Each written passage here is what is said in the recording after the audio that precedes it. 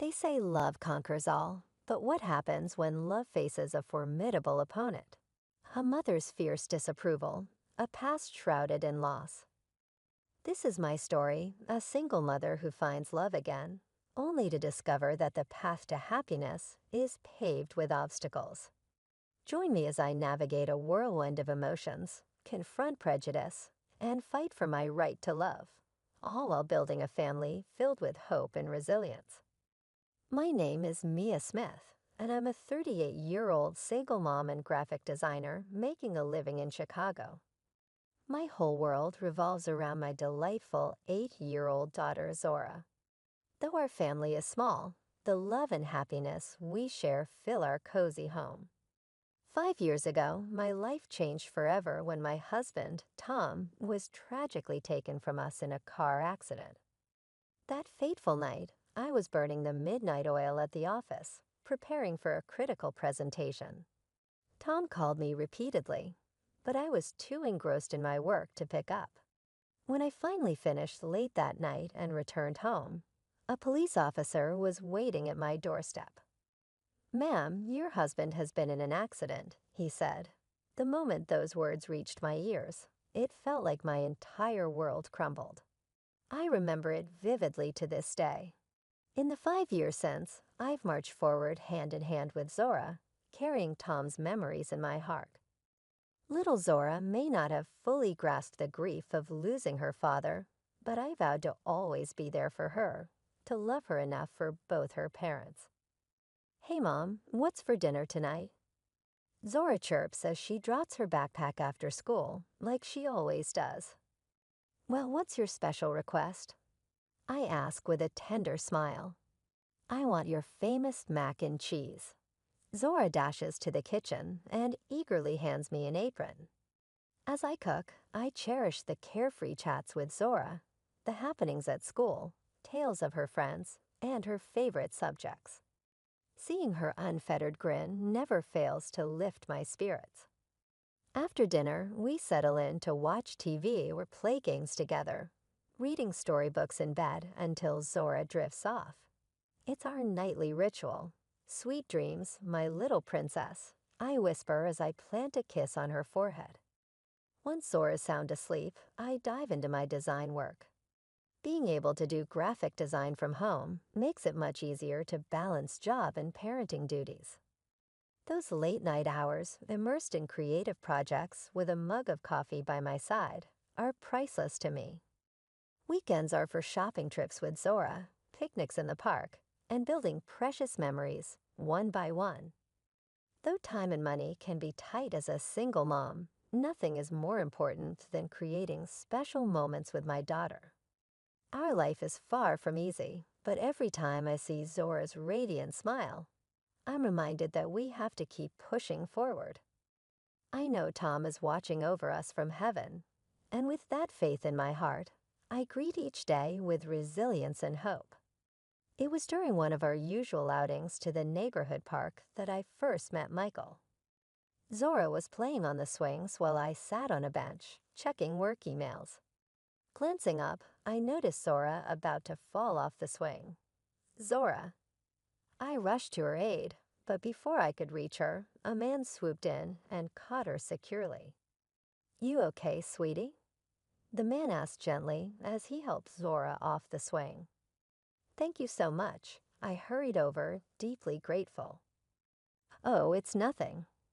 "No scrapes or bruises, right, honey?" The man gave Zora a warm smile.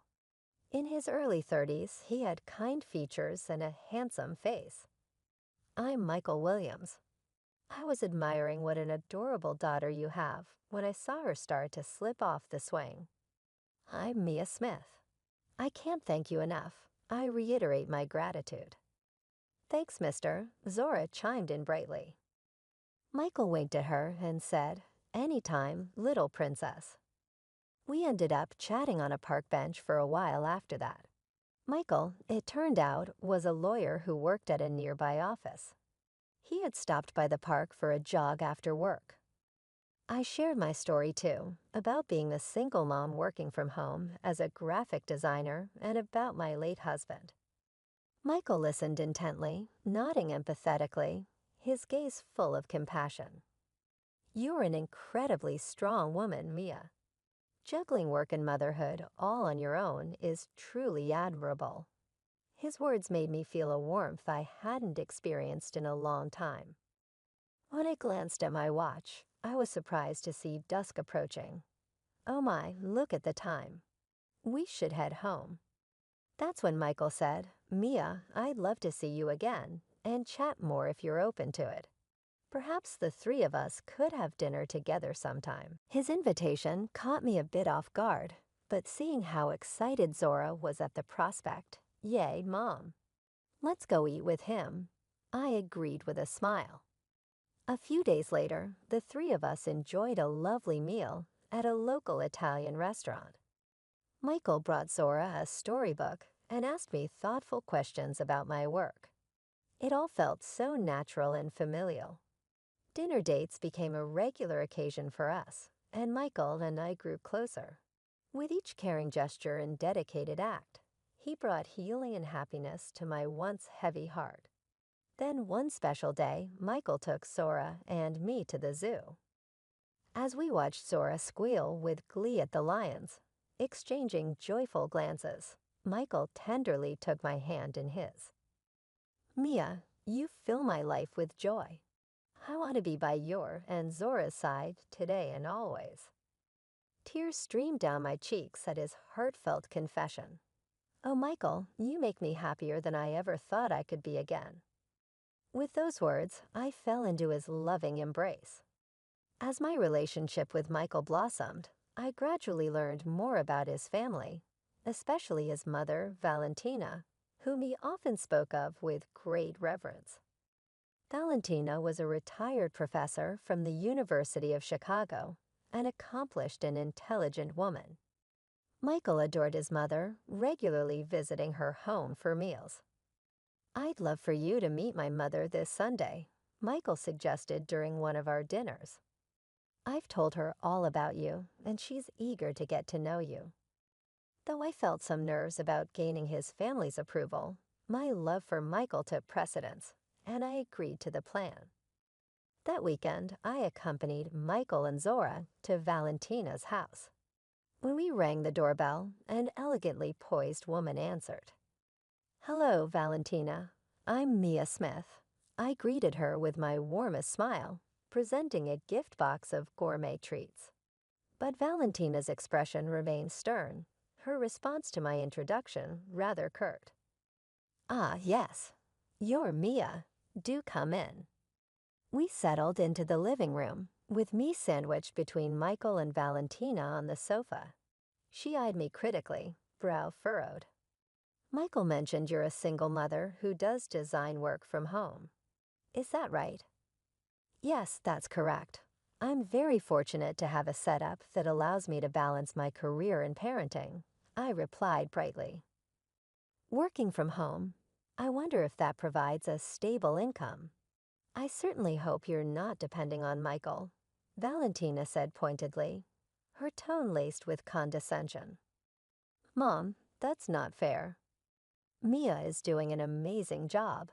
Michael immediately came to my defense. Valentina was equally cold toward Zora. Even when Zora sweetly tried to engage her, "Grandma, come play with me," Valentina rebuffed her, stating, "I am not your grandmother." That afternoon, tea was a series of trials for me. Valentina fired off question after question about my background and parenting approach. "Did you attend university? Raising a child alone can't be good for your daughter." I did my best to respond, but winning Valentina over seemed an impossible feat. Even when Michael interjected, "Mom, please stop," her icy gaze remained unwavering. Later that night, as Michael drove me home, I couldn't help but sigh. "Mia, I'm so sorry about my mother. She didn't mean to attack you like that. I believe she'll come around eventually," Michael reassured me, gently squeezing my hand. I managed to smile back at him, but I couldn't shake the feeling that Valentina's disapproval cast a dark shadow over our future. As my relationship with Michael progressed, we began to consider marriage. However, Valentina's opposition loomed as a formidable obstacle. One evening, Michael invited me to dinner. I sensed something was weighing on him from his unusually tense demeanor. After we were seated at the restaurant, Michael took my hands in his expression earnest. "Mia, when I'm with you, the whole world seems brighter. Spending my days with you gives my life meaning." Then he pulled out a small box from his pocket. "Mia, will you marry me? I want to build a blissfully happy life with you forever." Tears welled up in my eyes at his words.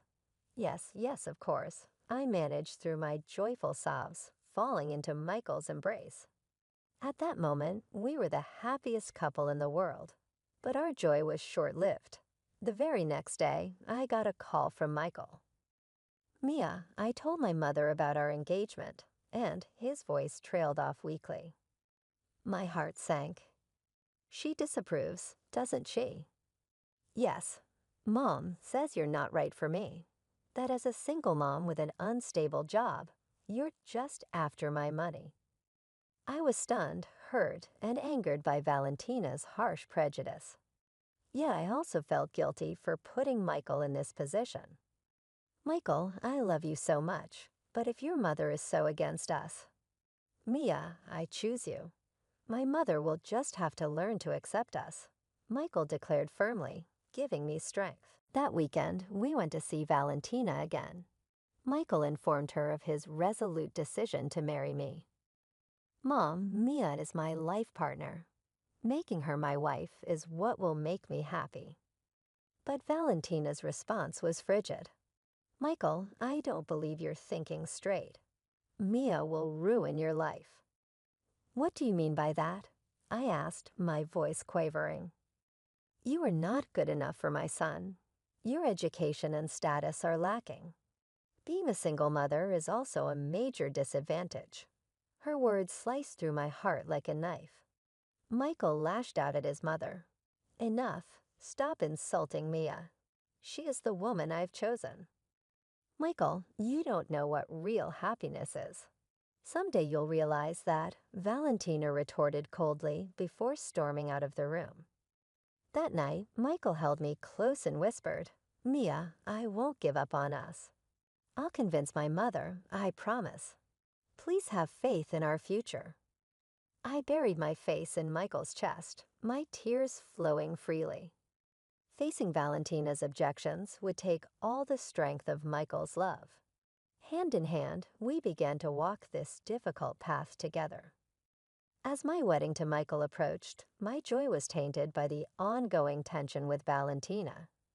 Her interference only escalated as we made preparations for the day. One afternoon, Michael and I visited a bridal boutique to choose my wedding gown.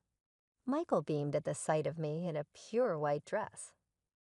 "Mia, you're the most beautiful bride in the world." Just then, Valentina barged into the shop unannounced.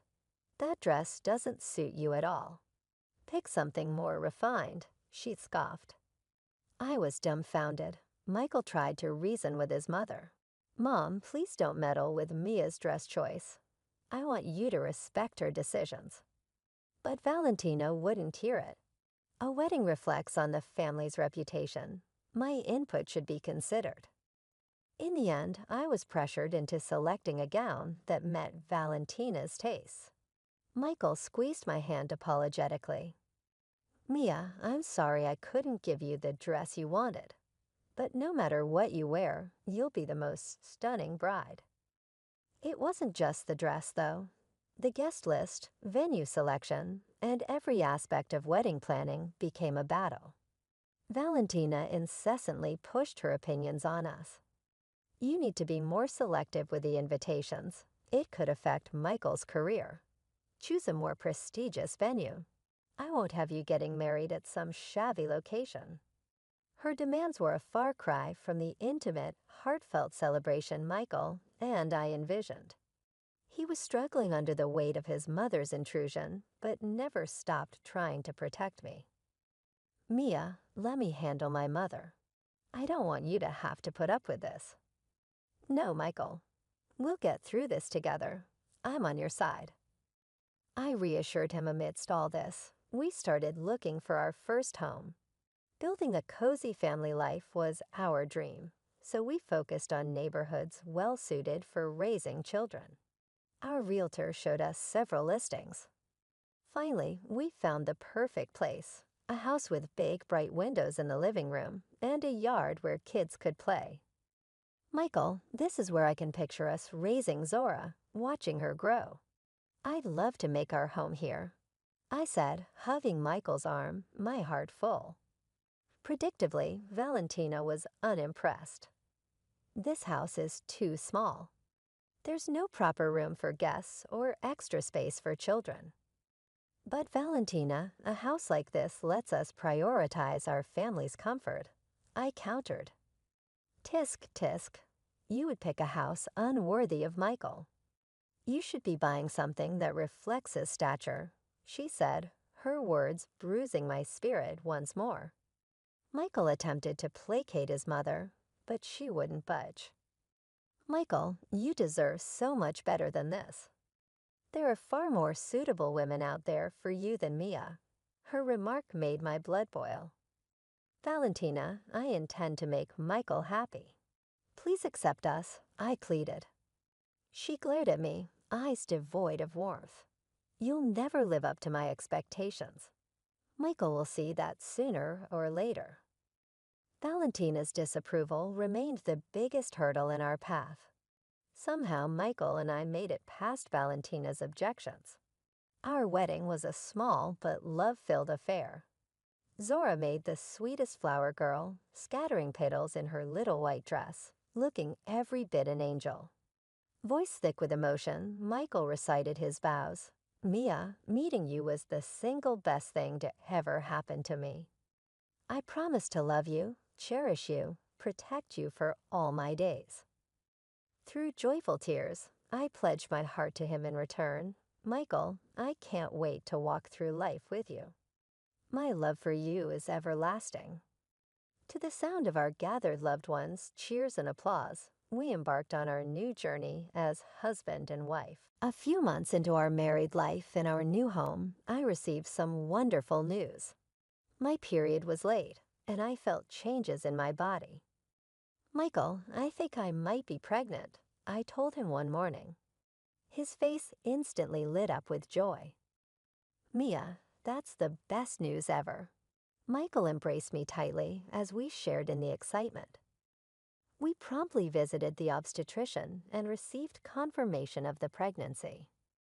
Congratulations, you're 6 weeks along, and the baby is developing well, the doctor informed us, leaving us overwhelmed with emotion. Michael placed his hand on my belly and spoke softly. Hello there, little one. I'm your daddy. Always remember that I love you more than anything in this world. We shared the news with Zora too. Zora, you're going to be a big sister. There's a baby on the way. Her eyes sparkled with delight. Yay, I can't wait to meet the baby. Wanting to share this miracle with our loved ones, we reached out to Valentina. Michael called her to announce the pregnancy. Mom, Mia is pregnant. You're going to be a grandmother. Congratulations, his voice brimmed with happiness.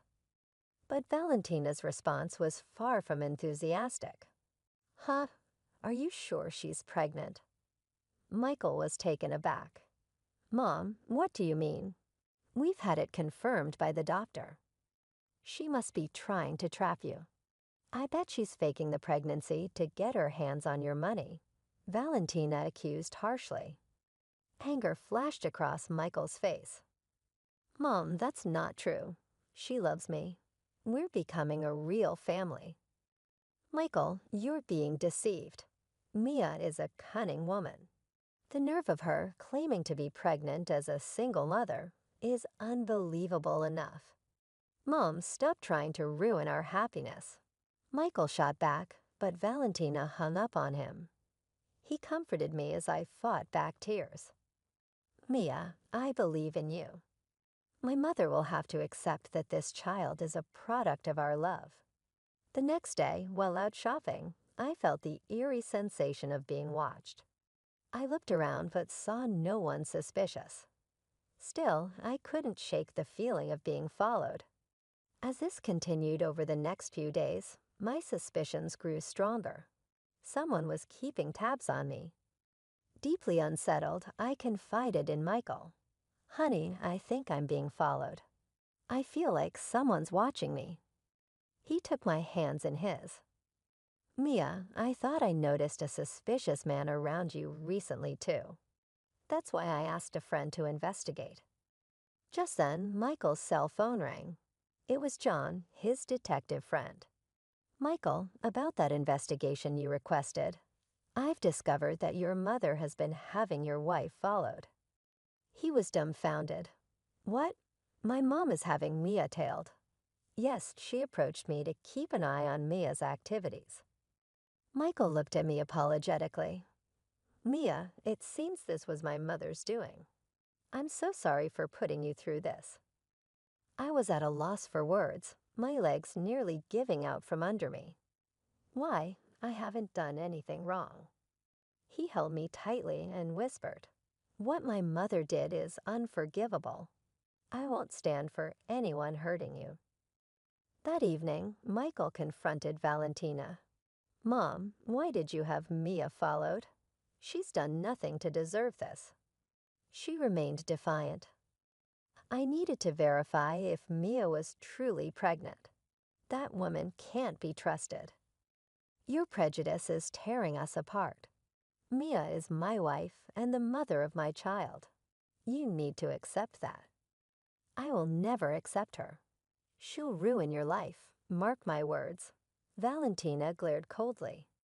Despite it all, Michael and I still hoped to mend relations with Valentina. With my pregnancy progressing smoothly into the second trimester and the baby's health more reassuring, we decided to invite her over for dinner. "Mia, this is our chance to improve things with Mom. Let's show her your kind heart," Michael said optimistically. I agreed. "You're right. I want Valentina to understand our happiness. For Zora and the baby's sake, I'd love to foster a peaceful family dynamic." On the evening of the dinner, we welcomed Valentina at the door. I smiled at her warmly. "Valentina, thank you so much for coming. Let's enjoy this time together." But her expression remained stony. "I can't wait to see what you're plotting," she remarked icily before entering our home. As the meal began, Valentina launched into an interrogation. "Mia, are you pregnant? You barely look like you're showing." Fighting to stay composed, I replied calmly, "Yes, the baby is growing well. My bump isn't too noticeable yet, but the little one is healthy." "Is that so? I wonder if you're lying, trying to trick Michael into giving you money, perhaps." Her words cut me deeply. "Mom, stop it. Quit insulting Mia." Michael slammed his hand on the table, visibly irate. The rest of the dinner continued in strange silence. I was exhausted by the end of it. "Michael, I'm going to get some fresh air outside," I said, heading out to the backyard. As I stood by the pool, Valentina approached me. "Mia, I will never approve of you. You aren't good enough for Michael." I looked up at her, pleading. "Valentina, I love Michael with all my heart. Please accept us." Suddenly, she shoved me forcefully. "I've had enough of your lies." Her scream pierced the night air. The unexpected jolt made me lose my balance. In what felt like slow motion, I tumbled backward into the pool, sinking into the water steps. "Mia." I heard Michael's distant cry as the cold water enveloped me. As consciousness faded, I reached out desperately. I had to protect the baby. That was my last thought before everything went black. When I regained consciousness, I found myself lying in a hospital bed. As I opened my eyes, I saw the white ceiling of the hospital room stretching above me. "Mia, you're awake. Michael's voice came from beside me, and I slowly turned my face toward him. Michael, where am I? I tried to make sense of the situation, but my mind was still hazy. Valentina pushed you into the backyard pool. You were brought to the hospital, and you're in the ICU now, Michael explained, his eyes filled with deep concern. Suddenly, it all came flooding back. Valentina's icy glare, the sudden shove, the sensation of sinking into the cold water. Is the baby okay? I asked hesitantly. Michael gave a small smile and squeezed my hand. The baby is safe, but your condition took a turn for the worse. They had to perform an emergency C-section. What? I was at a loss for words at this unexpected news. You were hemorrhaging heavily and in critical condition for a while, but thanks to the doctor's efforts, both you and the baby pulled through. You've been asleep for 2 weeks. Tears streamed down my face as Michael explained. I want to see the baby, I whispered. Just a moment, I'll have the baby brought in. With that, Michael pressed the nurse call button. A few minutes later, a nurse entered the room, pushing a small bassinet. Mrs. Smith, here's your baby, a healthy baby boy. Michael gently lifted the baby and brought him over to me. Mia, your courage saved this child's life. The instant I held the baby in my arms, I was overwhelmed by an indescribable feeling of joy. His tiny hand gripped my finger tightly. My darling baby, you've been so brave. Mommy is so glad she could protect you. I softly kissed the baby's forehead. Michael spoke to the baby too. Hey, little guy. Thank you for being so strong. Daddy and Mommy love you with all our hearts. The nurse watched our emotional family reunion with a warm smile. Have you decided on a name for the baby yet? Michael and I exchanged glances and grinned. Hope, I said, because he's our precious symbol of hope. Hope, what a beautiful name. Congratulations, the nurse said, beaming. As I cradled Hope in my arms, I suddenly remembered Valentina. Michael, what about Valentina? Michael's expression darkened. Mom, she's been arrested on charges of attempted murder. She'll have to appear in court. I see, I sighed, my emotions in turmoil. But right now, you and Hope are the priority. Let's leave my mother's fate to the courts. Michael tenderly kissed my cheek. Valentina's trial garnered significant media attention. In court, she refused to admit to any wrongdoing. That woman got pregnant to trap my son. There's no way she had a child, she yelled defiantly. However, Hope's existence was an undeniable fact. With my testimony and the overwhelming evidence, Valentina was found guilty. The defendant is hereby sentenced to 5 years in prison, the judge declared, and I breathed a sigh of relief. As Michael supported me out of the courtroom, we were swarmed by reporters. Mrs. Smith, how do you feel right now? I spoke with a resolute expression. I simply fulfilled my duty as a mother. I believe that protecting one's child, no matter the obstacles, is a parent's responsibility. Michael, holding Hope, added to my statement. We will live with hope and face the future head-on. We're deeply grateful to everyone who supported us. A few months after the trial, Michael, Zora, Hope, and I were enjoying our happy days together. Michael was thriving as a lawyer while I juggled parenting and my work as a web designer. Mommy. Hope walked, Zora shouted excitedly one day. I rushed to the living room and witnessed an unbelievable sight. Hope, only 10 months old, was toddling around on his own. Hope, that's amazing. You did so well. I hugged my son, tears of joy welling up. Michael came home and was moved by Hope's first steps. Good job, little man. Daddy's proud of you. You'll make a great marathon runner someday. We held Hope's small hands and smiled warmly at each other, cherishing this blissful moment we had gained after overcoming such hardships. Hope, Zora, and Michael, my precious family. Let's keep building a home filled with smiles, always. Michael nodded and kissed my forehead. Being with you is my greatest happiness. Nothing can break our family's bond. Looking out the window, I saw the gentle sunlight streaming in, as if warmly illuminating the future that lay ahead of us. Having weathered countless trials, there was no hardship we feared. Walking through life with my beloved family, filled with hope, was my unwavering determination. Let's conclude the story shortly. Life with Michael and our children became a beautiful tapestry of love, laughter, and shared moments. Zora blossomed into a bright, kind young girl, always eager to help Hope take his first wobbly steps. As the years passed, Valentina's absence became a distant memory, replaced by the warmth of a growing family. Michael's career flourished, and he became a respected advocate for families facing similar struggles. My graphic design business thrived, fueled by my passion and the support of my loving husband. We learned that love, like a resilient tree, can weather any storm. We learned that family is not defined by blood, but by the bonds we choose to forge.